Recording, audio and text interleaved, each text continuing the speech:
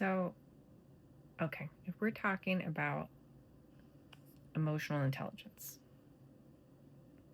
or emotional regulation or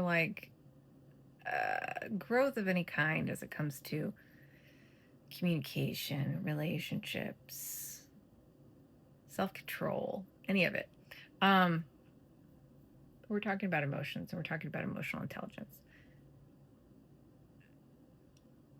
There's this phrase that someone else coined the phrase name it to tame it. And I hear people talk about this. But that doesn't really explain anything. And that's the problem. Name it to tame it doesn't explain what you're really trying to do on a functional level to gain traction. So that's like saying, you know what, if you work out, you will gain muscle and you will become stronger. Well, yeah, but you have to you can't just go to the gym and pick stuff up randomly and it's going to have an impact. It has to be specific. It has to be strategic. You actually have to have the knowledge of what you're trying to do and the implementation of what you're trying to do. So let's talk about name it to tame it and what I think that really means, if we're talking about growth, intellectual and emotional growth. Um, Name it. So your emotions are almost like having a menagerie of animals, right? You have horses, cats, dogs, birds, fish. You have a variety of different creatures that live in this menagerie. In order to know what those creatures need to be happy, functional, calm, in order to care for, maintain, have a relationship with those animals, you need to know what they are.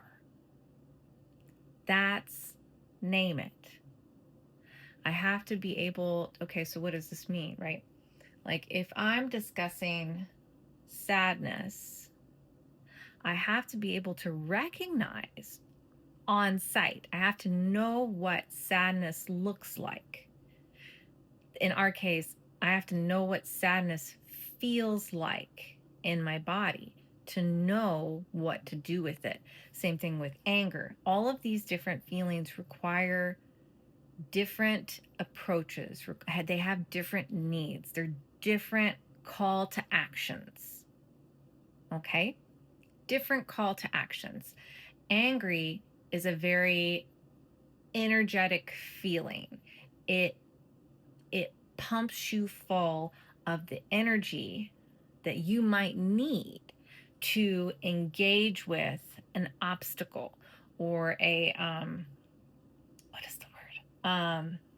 Injustice, right? Or a danger. It's going to give you that energy. So to even start to engage with my angry feeling, I have to recognize what angry feels like.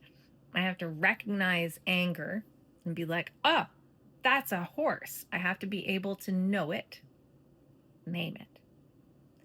And then I need to know what the care sheet is for that specific creature. I need to know what to do. Tame it in regards to your feelings, in regards to animals, in regards to anything else. Tame it is not suppress it. Tame it is not ignore it. Tame it is not shut it away, right? So I need to know what it is, and then I need to know what to do about it. So like I said, anger is a very energizing feeling. The first thing I have to do with anger as a feeling is burn some of that energy to be able to understand what it's trying to tell me. That's step one. right? If it's an energizing feeling, first I have to walk the horse. I have to walk it around and trot it around. And quite literally, if we're talking about me as a person with an angry feeling, the first thing I need to do might look like going for a run.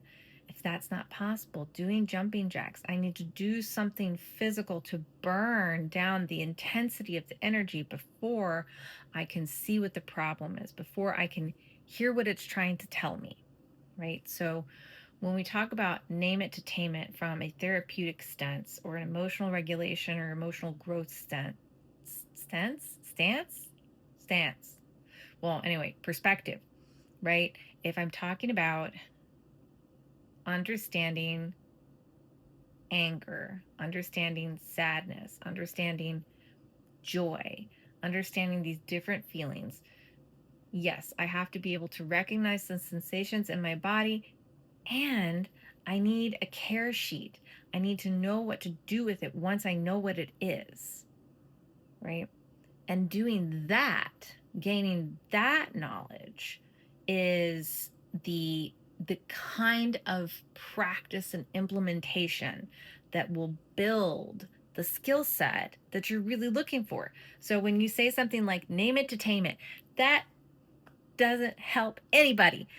What that really means is that I need to build the knowledge base both in my body and in my brain of what a feeling or what an emotion feels like from a sensory perspective, and what I then need to do. What are the calls to action? What do I need to do to engage with and help that emotion to regulate in my body? Then I can implement all the other smart tools about, I'm going to restructure my thought process and I'm going to blah, blah, blah, blah, blah, blah. All those things. First, I need to know what's happening in my body, what it is, and what I do with it. So there you go. Best of luck.